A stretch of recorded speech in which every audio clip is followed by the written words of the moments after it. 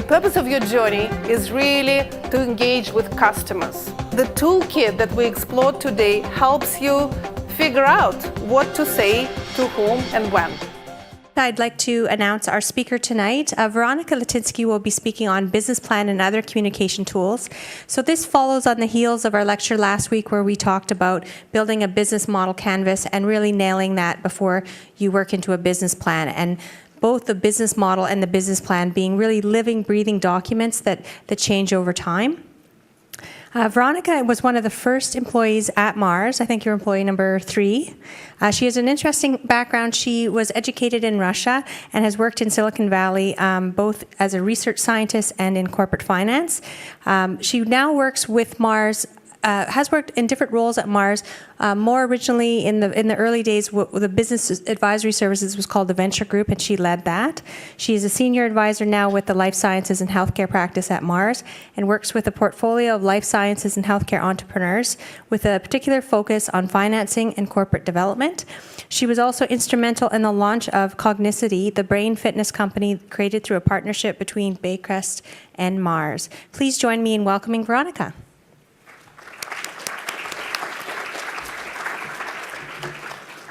Thank you, Carrie. So, who is here to build a profitable, scalable business? Raise your hand. Pretty much everybody. And who is here who already has a product? All right. And who has an idea for a product? Excellent. So, my task today is to help you with the tools that you will need in order to move from the idea to building the product. And you will have to do it with a lot of support and insights from a bunch of people, mainly your customers. So the tools that we will be discussing today, they're really the tools that help you communicate what you want to do before you actually have something to show. And so the agenda is, first we explore why do you need this toolkit. Then I will share with you some very hands-on, pragmatic ways of building it. And I lived through this journey as Chief Operating Officer of Cognicity for the last 2 years. The company started with an idea of we want to make money in this area. And I've been instrumental in creating a lot of paper and PowerPoints and videos that helped us refine what ultimately becomes our product portfolio. And we'll end with a pretty detailed description and sort of a recipe book of how to build your toolkit. To me, the definition of business is being adaptive and not getting stuck in the one way of thinking of who you are. And also keeping in mind that you're building a profit engine. So sometimes you may get distracted by the product ideas that may be emotionally appealing and may be interesting, but the business needs to be built on profitable product ideas. And some of us start with the product idea. We just see something that really seemed to work.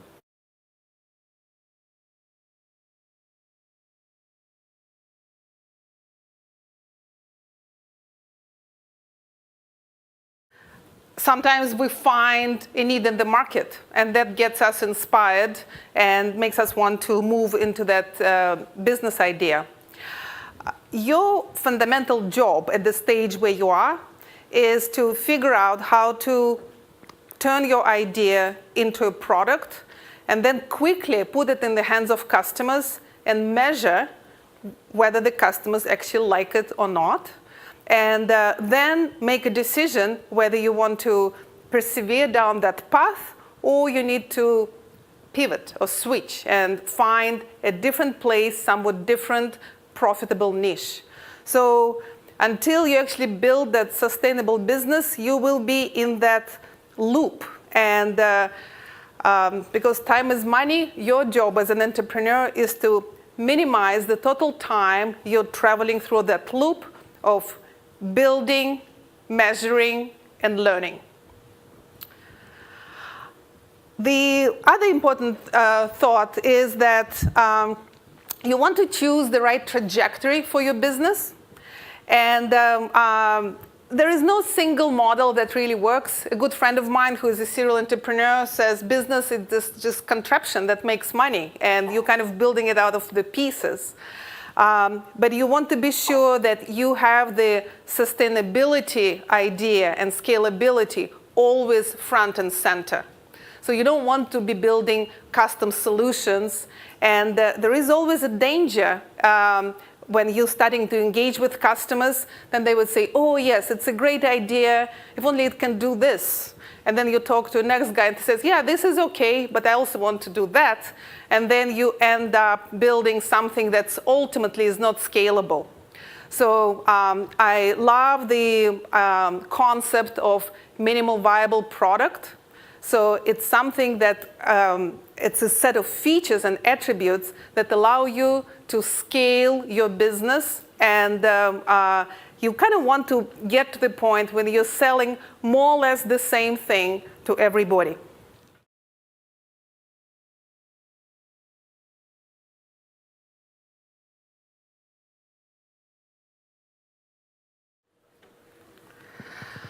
So the reason I brought up those videos, I mean, for pure entertainment value, but also to highlight the importance of idea that you're building something that has to be scalable and has to be profitable, and you can go through that mental exercise with every product concept you are evaluating. And then once you have this product concept, you need to get engaged with people. And the most important people you need to work with are your customers.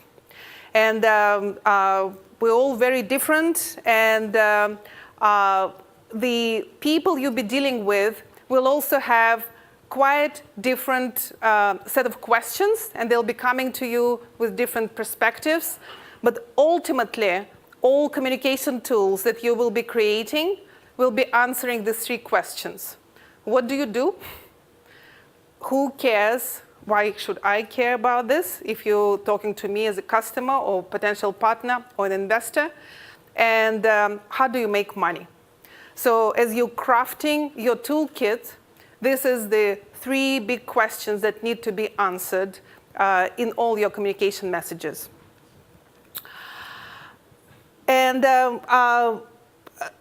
as people, we all bring sort of different perspectives. So it's very important as you're communicating and building your marketing messages and building your communication toolkit, remember that you're not talking to yourself. You're talking to people who are different than you. They have very different backgrounds and level of knowledge. And so what I see often happened to me also with Cognicity, you get trapped into the jargon and technology, and sort of you're so deep in your domain that it's very difficult to imagine that people who haven't spent all those years and hours thinking about that problem don't get what you're saying. So you need to be able to step out of your sort of domain tunnel and start thinking as somebody who never heard about the stuff you're trying to develop and trying to sell. So ultimately, you will have this 4 audiences. First of all, you will be working with your customers. And all you want from them is to convince them that your product is excellent and they should buy it. You will be most likely working with strategic partners. We live in a complex world, and often your channel partners and the way you get to market is through distribution. It's rare that a small company will own kind of the whole value chain. So you want to create a cohesive relationship with your strategic partners. Maybe they're distributors, maybe they're technology partners. And we'll explore a little more what it means to work with a strategic partner. Some of us would want to solicit investments. And investors really want to understand if they give you money, how they're going to get their money back. So it's always tied up to a return, and you need to paint for them a credible picture of how those returns will materialize. And finally, startup is very much a team sport, so you will be working with people who are, again, different than you. Maybe they're your business partners or employers. And you need to be able to direct or coordinate work between each other. So having some clear plan of what you're trying to accomplish a year from now, 3 months from now, next Monday, this is a purpose of the business plan, and this is the document that you want to share with your employees. So there's really 4 elements to this communication toolkit. It's an executive summary, it's a PowerPoint deck, it's a white paper. If it's a technology company, you often want to have this kind of technology backup, explaining what's behind your product idea, and it's a business plan.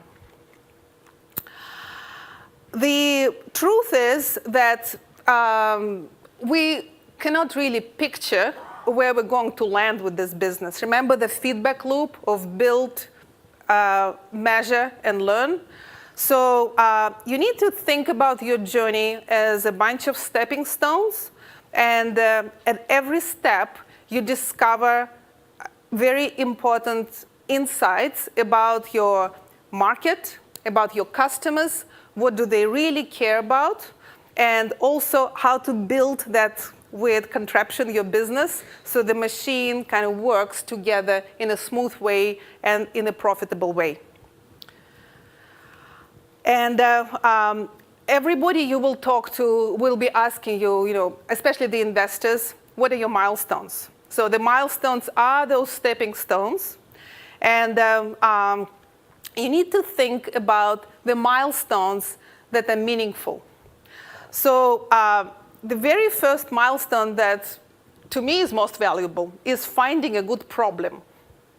So you really need to find a problem that customers care about. And there's often sort of a mistake of a lot of people. They find a product that they get excited, or they have a product idea, and then it's product searching for market. And this could be very expensive and tiring and leading nowhere. So finding a good problem is the best thing you can start with. And under the problem, I put founders with domain knowledge. That's probably the best way to find the problem. Because if you're working in a particular area, or you see in a particular area, you understand how the industry works or how a particular organization functions, it's more likely that you'll be able to find a problem that is real. Once you found the problem, you want to kind of start building or mapping out a path for customers to investigate, compare what you're offering to other solutions, maybe test, and ultimately purchase. So that's another big milestone. You're starting to understand what is the revenue model. So what exactly you're going to sell, and how exactly are customers going to pay you? Is it monthly subscription? Is it arriving in the mail? And are you collecting money on PayPal, online?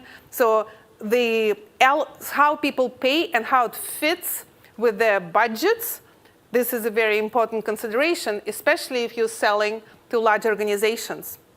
And at that stage, you also want to have a demo or prototype of your technology. So again, we're different. I find that most people don't get just words on paper. They really want to see something working, even a mock-up. Something that you click and it works, that's a really first step. It needs to be there. And the third piece and that important milestone, that path, is early indication that you are actually building a profitable business. So some sense of what customers will pay, how much it will cost you in human efforts and dollars to reach those customers, and what is the value of this customer? Is it one-time purchase? Are people going for renewal, and so on? So that's a second meaningful milestone. And finally, the third big piece is actual proof. Proof is, to me, is money in the bank. So some way showing that the results and the value is real. Money in the bank is amazing. Sometimes an excellent proof is that a large company that's in this business for a long time actually wants to partner with you, because they also know the market really, really well. And if you're building something that they see of value to them, for a lot of investors, this is a very, very valuable proof and gives tremendous credibility to what you do. And at that stage, you want to have the team that includes all the key members. So that's the point where you absolutely have to have more than sort of a visionary founder. You have to have grounded operational, finance, marketing people. And remember the loop I showed earlier? So your whole journey really is 2 phases. First, you're looking for problems. So it's problem discovery. And at that stage, you want to talk to your customers, because only customers can tell you in their own words, which you then can put into your executive summary and PowerPoint and marketing documents. The customers will tell you what is the problem, and their voice and their words will be most credible. And also, the customers will tell you what is the buying process, or what are the key considerations for them as they're thinking about the problem. And once you discover the problem, you go back to your lab or shop or home, and that's the point when you start prototyping and building that minimum viable product. And then that's the point when you move into the solution discovery. So understanding in customers' own words what mattered to them is really, really important. As an example, in the case of Cognicity, we started with an idea that we're building solutions for cognitive health. And then we realized nobody understands what it is. So now if you go to Cognicity website, it talks about memory. And memory is something that a lot of people understand, can relate to.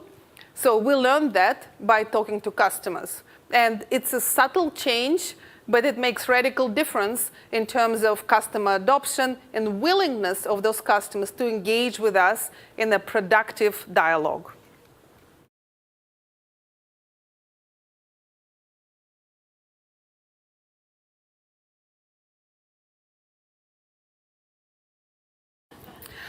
So the goal here, I'm not promoting Apple necessarily, but it's finding what customers actually care about in the language that matters to them. And that information really should inform what you're building into your minimum viable product. And it also informs what you put in the first paragraph of your executive summary and what you put in the sort of middle of your PowerPoint slides when you're explaining what the product is and how you're going to bring it to customers. And especially as you're engaging with investors, everybody has ideas. They'll ask you, what about, have you thought about this and have you thought about that? So having insights from customers in customer own language about how they define quality, this is your best reference, and that will give you credibility as you're communicating with the audiences that matter. So let's get into practicalities. How are you going to create this toolkit? First of all, you should not start with a business plan. Because remember the stepping stones? You really don't know where you're going at this stage. And you absolutely will examine issues out of priority. You will not be able to focus on the right items. And if you start sending this business plan around, you'll just expose the lack of your understanding.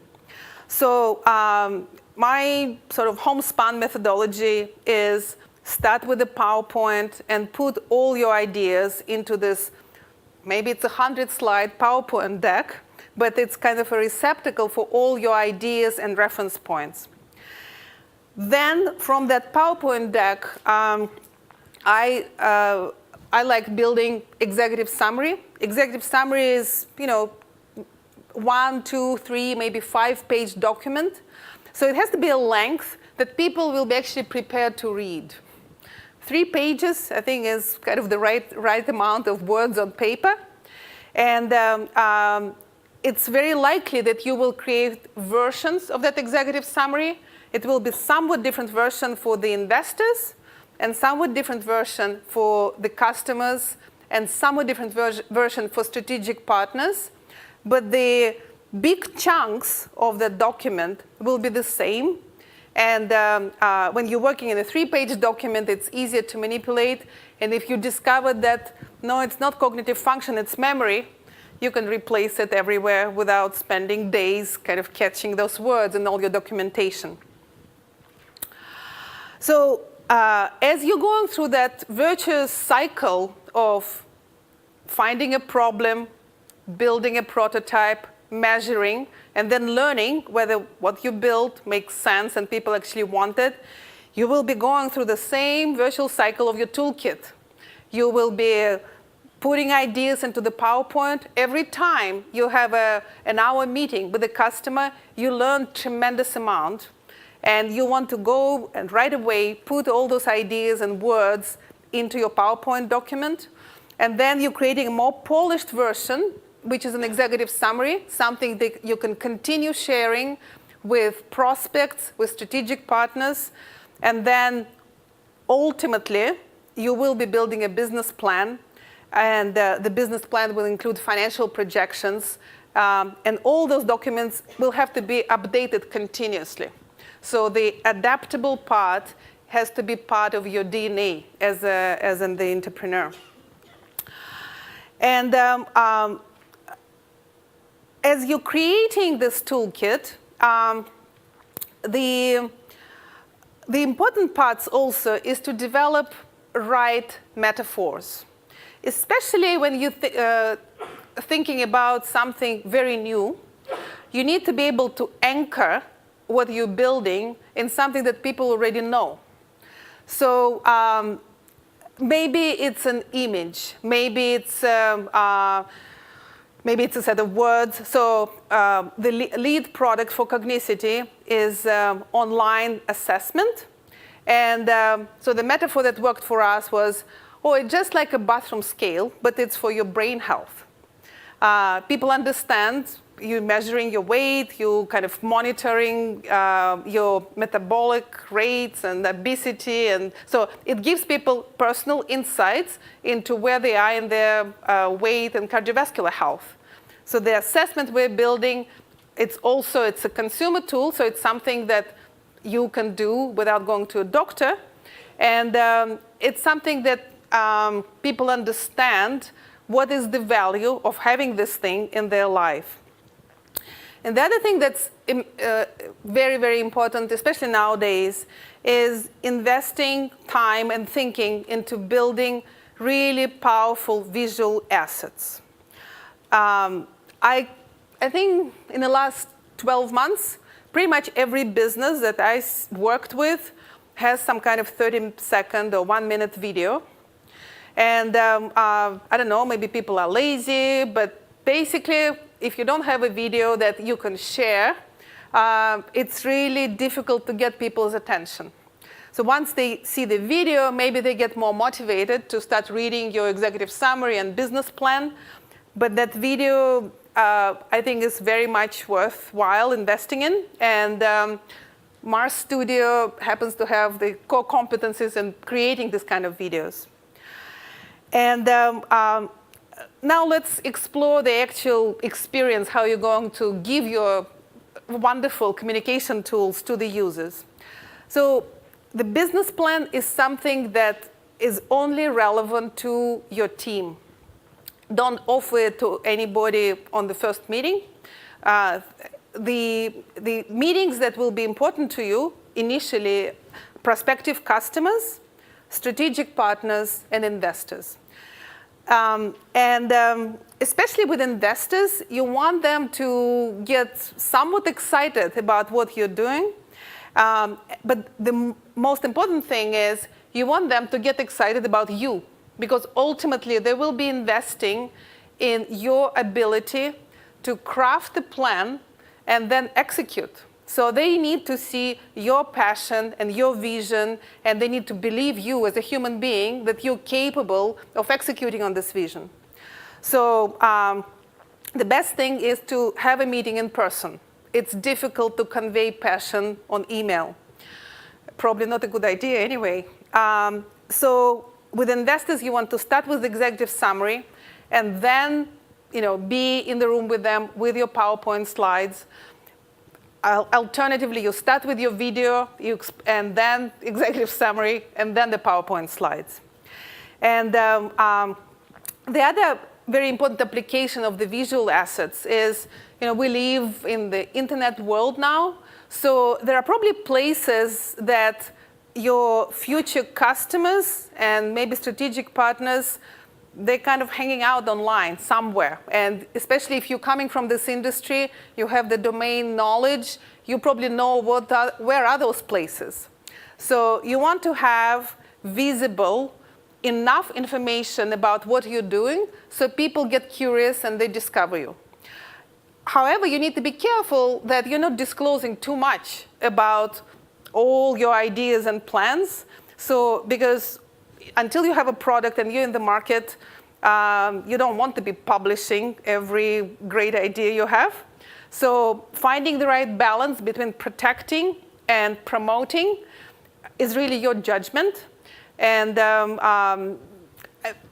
you probably get a lot more insights about it at the intellectual property lecture that's coming up.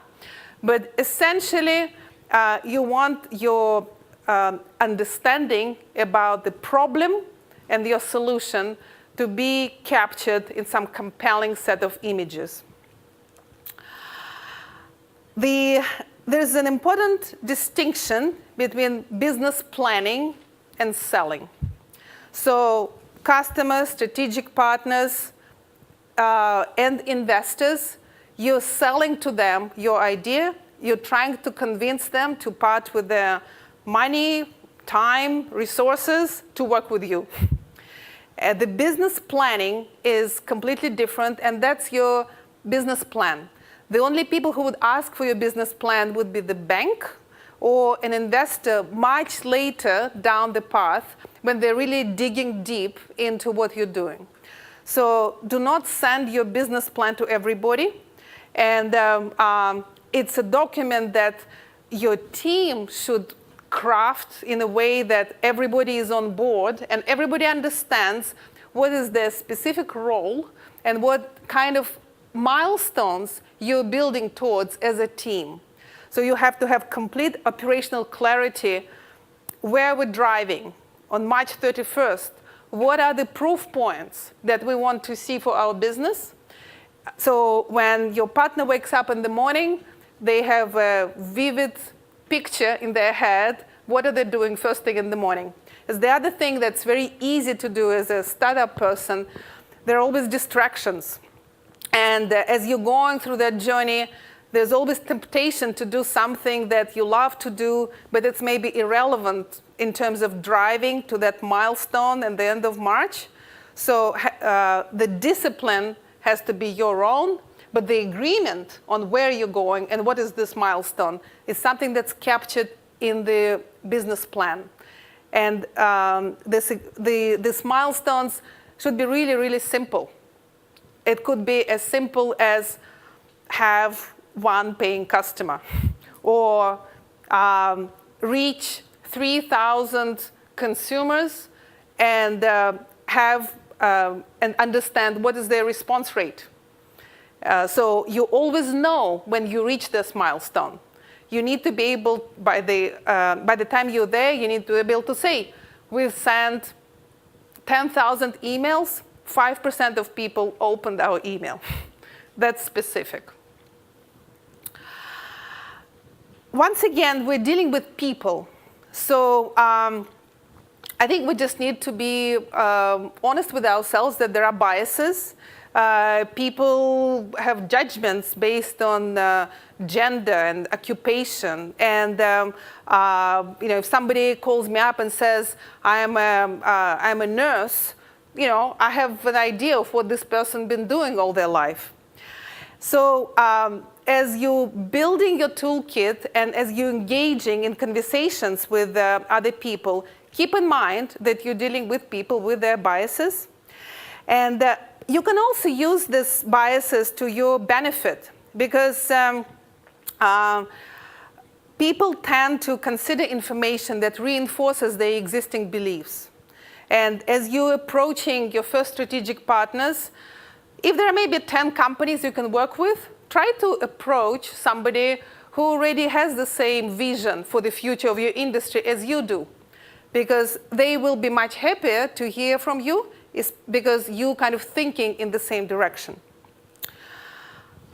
When you're talking to investors, you want to be talking about money. If you're approaching angel investors, you want to be talking about money in the context of what's important to those angels. Because people typically made money in a particular industry, and they understand this industry, so find what really resonates with them. Once you go through the door and people actually listening to what you're saying, you want them to make a decision. The decision to buy or to sign a contract with you or distribute your product. So it's very likely that you will be dealing with organizations that make decisions, and there's probably more than one person ultimately deciding whether to go with your solution or something else. And you probably will be presenting to a committee made of people with different responsibilities. So the people tend to make information-based decisions based on the information that's available to them. You want to make sure that your communication toolkit includes the most important salient points that take your reader on the journey to arrive to a conclusion that your product is the right solution to the problem. So don't think about putting all possible data into your business plan and your PowerPoint. Pick one or two pieces of data that will reinforce people's belief that we all should move in that particular direction, and your solution to the problem is the right way to attack the problem.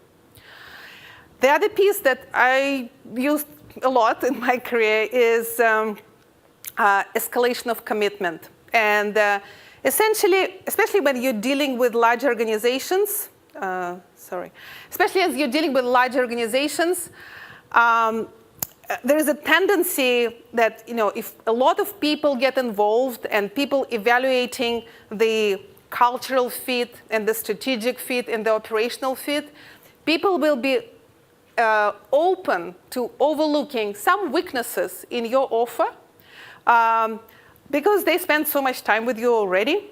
They learned a lot about you, your business. They see that you have the same vision as them in terms of the strategy and where the industry is going. So they be prepared to ignore some facts that, okay, it's a two-person startup and maybe it's a risk. If there's other ways to demonstrate that you're kind of driving in the same direction. And that's very important when you're dealing with the strategic investors and strategic partners. So strategic investors, they will be talking to you because they just don't have the capabilities technically to do what you can do. Maybe it's too small a problem. Maybe you have a particular expertise. When you're talking to a strategic partner, you absolutely need to bring the business angle to it. And you don't want to be negotiating and presenting your idea only to the technical side of the shop. It can result in long discussions that go nowhere.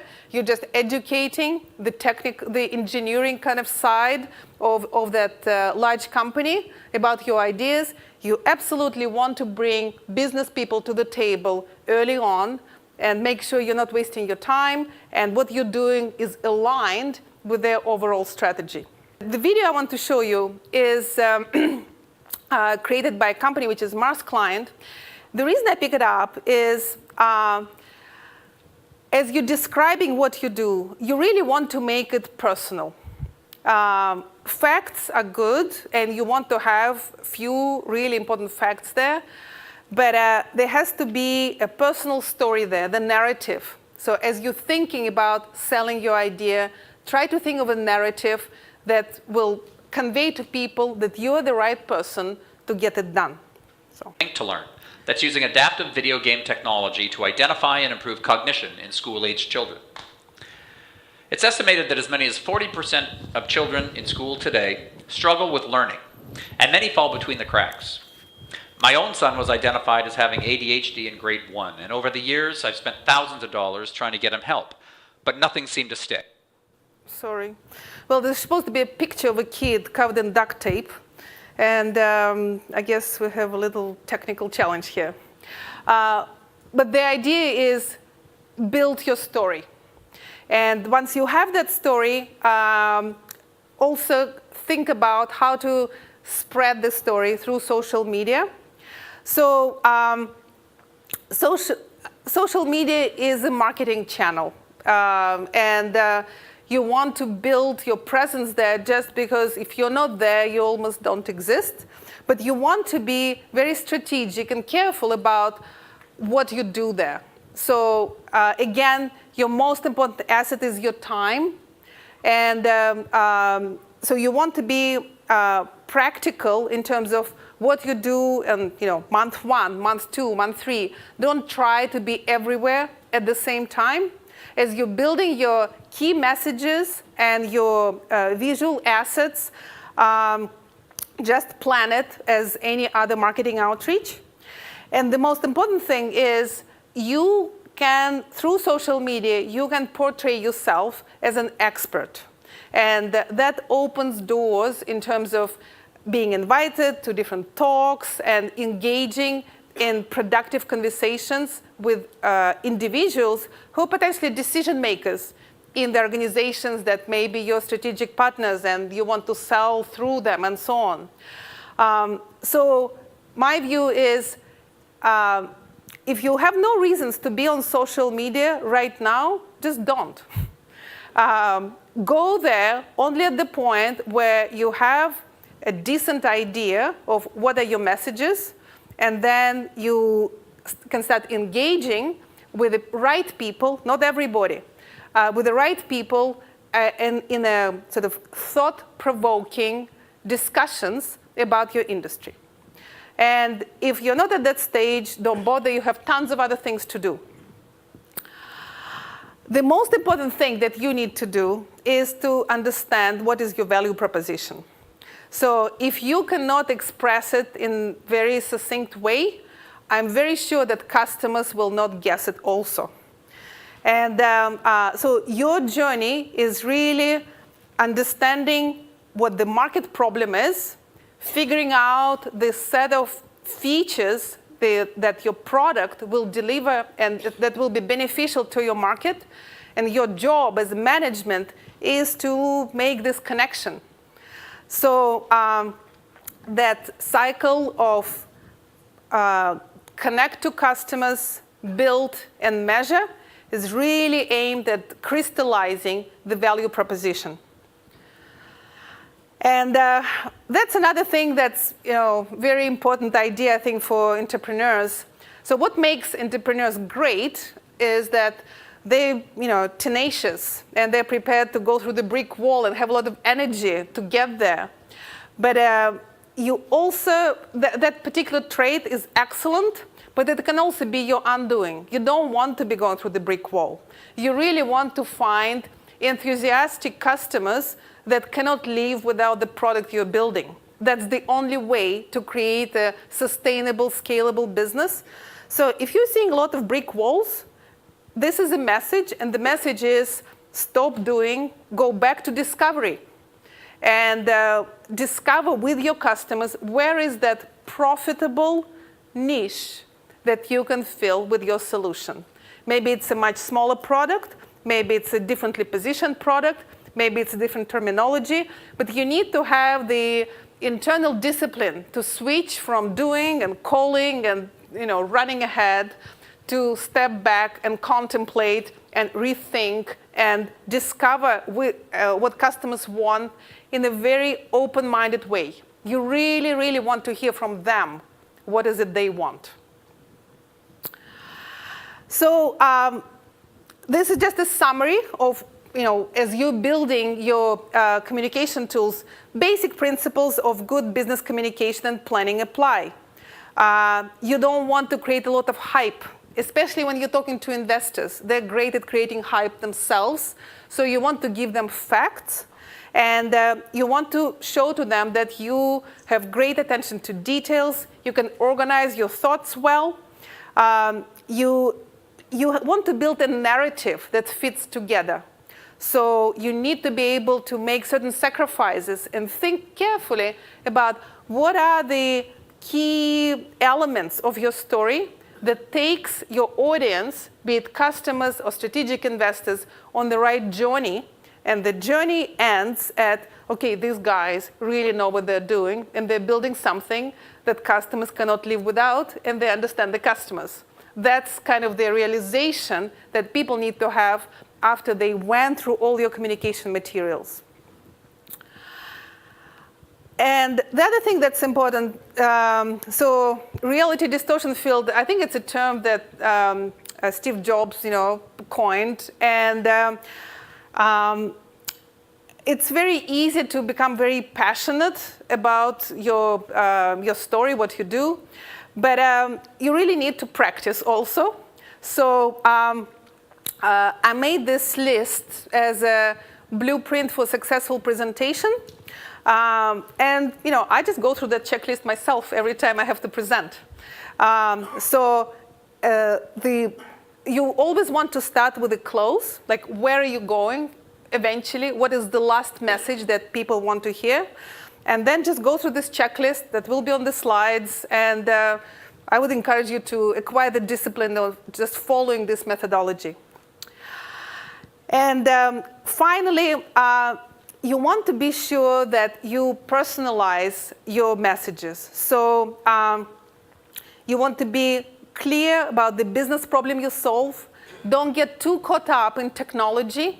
There will be a time to speak about technology, and your white paper is the place where the techies can go wild and explore in depth what is it you do that's technologically most interesting. You want to maintain a degree of focus, and it means that focus always implies degree of sacrifice. So you don't want to be talking about all problems in your industry. I work in healthcare, lots of problems in healthcare, but when I'm pitching my solution, I want to concentrate only on that one problem that I'm building solution for. And make sure that people have a good sense of who you are. So you don't want to have generic, VP of finance and generic VP of marketing. You want to have human beings, and you want to express who they are, what their backgrounds, what their passions, because in the end, people want to do business with people. So when you're putting your bios on the website, just be who you are, be human. And I can't help but continue emphasizing the importance of case studies, especially for complex technical solutions, because people just can't follow, lots of boxes with arrows and how it works all together. You kind of want to say, okay, here's how it works now. Johnny comes home and feels pain, and here's how it will work afterwards. So it has to be very human-centric when you're describing your solution. So just to finalize,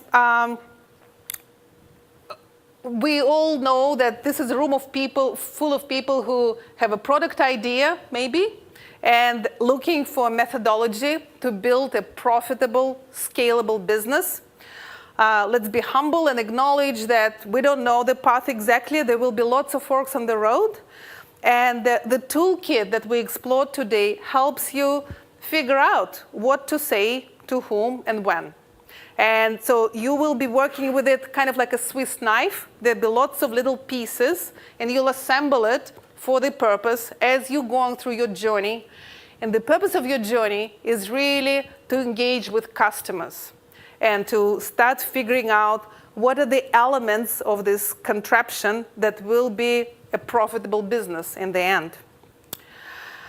And the rest of those slides that will be available, I think, online, it's a set of recipes how to build, your whole toolkit. So there's what to do with the elevator pitch, executive summary, and so on. So I'm not going through the details here. They're available, and I'm happy to answer any questions that you might have now.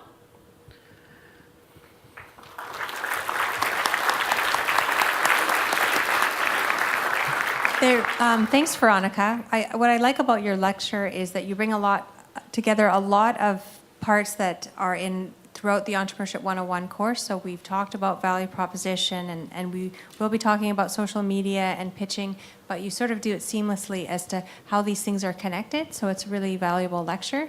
There's one question from Sarah on the webcast. She said, really great point, this was earlier in your presentation, about developing visual assets. I understand that the video is about your business is meant to be short, less than a minute. What are some key elements that should be included in an online video about your company?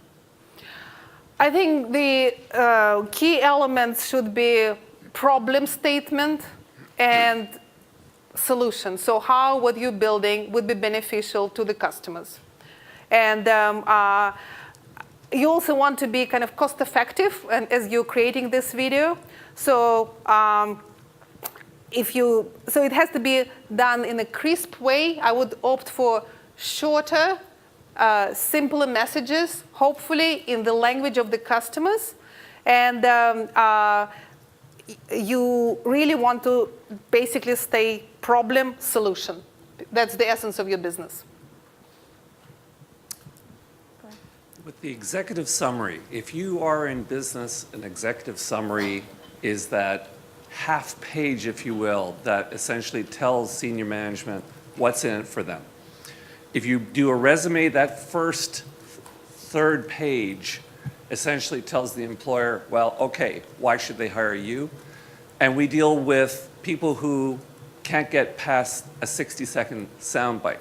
So when you talk about an executive summary being possibly 1 page or 3 to 5 pages, I'm going like, well, 3 to 5 pages isn't a summary per se. Is one document really geared for the potential customer and the other more for the investor? I really didn't get a sense of an executive summary as opposed to a much broader document. Right, so executive summary, it's really executive summary of your business plan. So business plan will cover in great operational details, everything about your product, your sales plan, people, money, and so on. So executive summary, correctly saying, it will be a different document for investors, and it will be a somewhat different document for the customers. So the customers want to know that you are a credible group, that if they buy from you, you'll deliver. And also, the customers want to be absolutely sure that you understand their problem. So there was a survey of sales executives. Basically, they need what's valuable to customers is you know their problem and you have a solution that's relevant. That's your executive summary. Communication's a two-way process. Salespeople know about what are called buying signs, the indication that you've got the client, the body language, face. That's the time to shut up, not talk past the sale. Particularly when you're first giving a pitch or presentation and it's not automatic, it can be difficult to pick up on those things. Could you have any suggestions as to how you can get that so that you know, or that somebody can tell you, shut up, we've got them? Yeah, well, I think it comes a little bit, from experience, really. as entrepreneur or sales, you have to be a very careful, attentive listener. And I've seen lots of times when people keep talking, way beyond what's necessary. So I don't really have any magic, solutions to that. You just have to always remember that it's indeed a dialogue, and be able to focus on the questions that matter. And that's why, you kind of need to be strategic and have in your mind a very narrow path about what is the value of what you're doing. Because people tend to kind of veer in the direction what matters to them. So again, you don't want to be building custom solutions. You want to build something that customers are enthusiastic, passionate about. So you want to hear from them what it is. But if it's beyond your capabilities, and just bring them back to the narrative that really matters to you. Hi, thank you. It's a great talk. I'm wondering about something you said earlier. You were talking about making sure that you're sharing enough information that you're catching someone's attention and they want to know more, but not sharing so much that you're giving it all away. So I'm wondering if you can say a little bit more about that, or any guidelines for that. Maybe it's common sense, but it's something that I'm really close to right now with my own business, writing a column and getting some media attention about it. It's so tempting for me to want to give away so much more information that I think makes the product more compelling, and at the same time, I'm worried that I'll undermine my own business by giving away too much information. Right. So it's a very nuanced sort of area, and especially if you're going and talking about your solution in public in any way, if you stay close to what it does to your customers, like whatever solution you're building, you're probably in the safe territory. So if you always maintain that customer-centric point of view, so you're not revealing kind of what's in the black box and how you do it, but you're revealing what you do, what it does to your customers. So focus on the benefits to them, and that way you're likely to avoid kind of the dangerous territory of disclosing too much. And the other side, and if there are lawyers in the room, I'm sorry, but I think in today's fast-moving world, yes, patents are important in certain industries, but what's really important is customer traction. So patents earn you a place at the table later when you engage with maybe bigger partners and so on. So there is absolutely value in patents. Personally, I'm skeptical about business process patents and things that are ideas, because what's really difficult in the real world is implementation, and how you go about the implementation, how specific your team, what you bring to the table to deliver to customers, that value you're talking about, that's unique to you. That's your know-how, and nobody can take it away from you. Even maybe you write on paper how it's done, but you have the skills to deliver. So yes, you need to be cautious. You don't want to be publishing the formula of your new drug. But as far as kind of the processes, you will be successful because of your expertise and your knowledge and your way of doing things. It's difficult to steal that. Well, thank you very much, Veronika. Just a note to the audience, because we always get questions of people asking for Veronika's slides. If you're signed up and you get the e-newsletter on Monday, if you click the blog and go to the bottom in the resources, the slide link will be there. It'll also be in the Entrepreneurship 101 online pages, the Entrepreneur's Toolkit. Thanks very much, Veronika. Thank you. Yeah.